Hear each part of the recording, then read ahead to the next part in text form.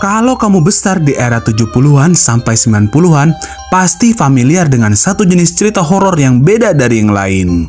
Horornya bukan soal hantu, bukan juga karena darah-darahan, tapi karena ancaman yang begitu nyata.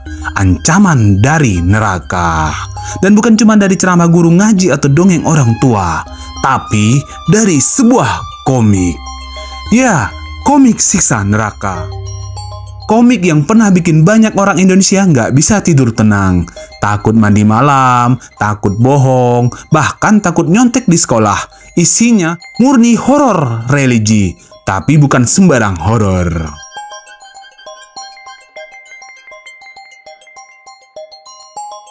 Komik bertema agama ini awalnya bukan tentang horor-hororan. Tahun 1950-an sampai 60-an ada sebuah komik berjudul Taman Firdaus karya K.T. Ahmar.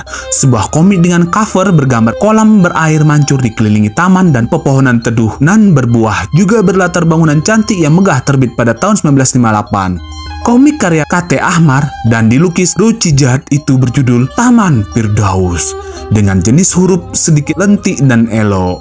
Komik ini menceritakan dua tokoh, Karamasi pendosa yang masuk neraka dan Saleh si anak baik yang masuk surga. Ceritanya diselingi ayat-ayat Al-Quran, punya pesan moral yang kuat, dan juga jadi pelopor komik surga neraka di Indonesia. K.T. Ahmar bahkan sempat dipuji tinggi oleh pemerintah karena dianggap berhasil membantu anak-anak jadi manusia sosial yang beragama.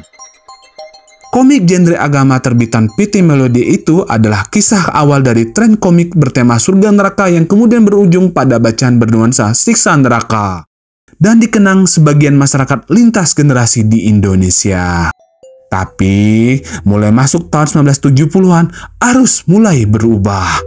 K.T. Ahmar dilupakan dan genre komik agama mulai beralih ke arah yang jauh lebih gelap. Muncul nama-nama seperti M.B. Rahim Syah, Irsyadul Anam, Emma Wardana, dan Syam. Mereka inilah para seniman yang memperkenalkan kita pada komik siksa neraka yang legendaris itu.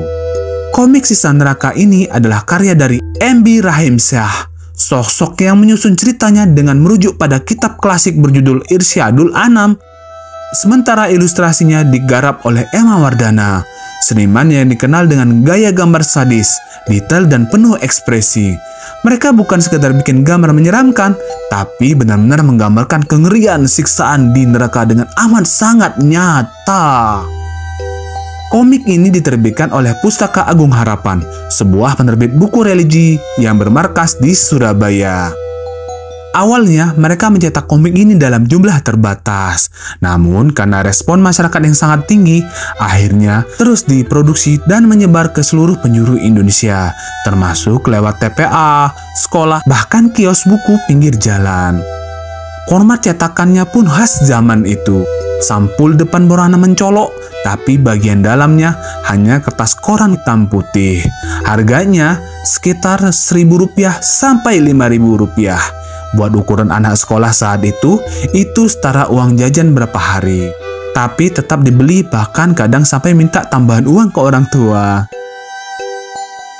Cerita komik siksa neraka juga sangat singkat sehingga bukunya pun tipis, tak sampai 30 halaman, tapi tidak mengurangi kengerian yang ditampilkan. Cerita dalam komik ini sebenarnya sederhana, berawal dari peristiwa Isra Mi'raj, di mana Nabi Muhammad SAW ditunjukkan rupa surga dan neraka oleh malaikat Jibril. Nah, di situ komik ini memperlihatkan satu demi satu bentuk siksaan yang diterima manusia atas berbagai dosa. Gaya gambar dan konten cerita berubah pada tahun 1980-an. Bentuk-bentuk penyiksaan ditonjolkan sebagai identitas komik siksaan neraka. Ada yang dipotong lidah karena suka berbohong. Ada yang disayat kulitnya karena suka membuka aib orang lain. Ada juga yang digunting alat kelaminnya karena zina. Semua digambarkan jelas, tanpa sensor, tanpa penghalusan. Bahkan, banyak ilustrasi yang menampilkan tubuh telanjang. Neraka yang digambarkan yaitu tempat yang mengerikan, tandus, penuh kobaran api, dan para penghuninya disiksa tanpa sehelai pakaian. Tapi bukan karena unsur vulgar, melainkan untuk menunjukkan bahwa di neraka manusia tak lagi punya harga diri. Sebagian dari kita waktu kecil mungkin gak sadar bagian itu, karena udah keburu ngeri duluan lihat siksaan api neraka, jeritan kesakitan, dan bola mata yang mau copot dari tempatnya. Komik ini sukses membuat para pembacanya takut untuk berbuat dosa. Berbagai jenis siksaan digambarkan dengan sangat jelas, berupa sketsa hitam putih beserta dialog-dialognya. Ada begitu banyak jenis siksa neraka tergantung jenis dan bobot dosa yang dilakukan. Komik siksa neraka yang bertahan sampai awal tahun 1990-an ini telah menjadi mimpi buruk bagi anak-anak Indonesia dari kota sampai pedesaan. Uniknya, meskipun sangat mengerikan, komik ini mulai dianggap alat dakwah yang efektif. Dan ya, efeknya bekerja. Banyak anak kecil waktu itu jadi takut bohong, takut nyontek, bahkan takut berbuat nakal karena terbayang bakal dicambuk malaikat dengan rantai api. Sekarang, coba bayangkan kalau komik ini dirilis ulang hari ini.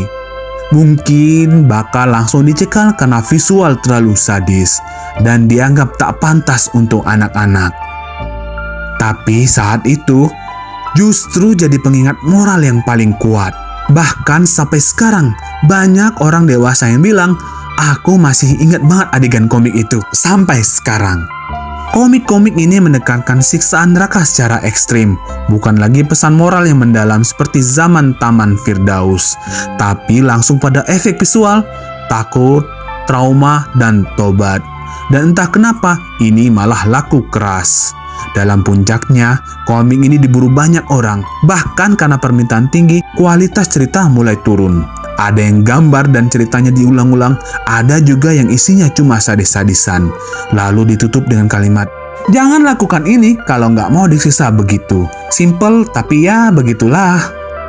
Tapi yang menarik adalah, komik ini bukan sekedar jualan horor, ini adalah bagian dari sejarah.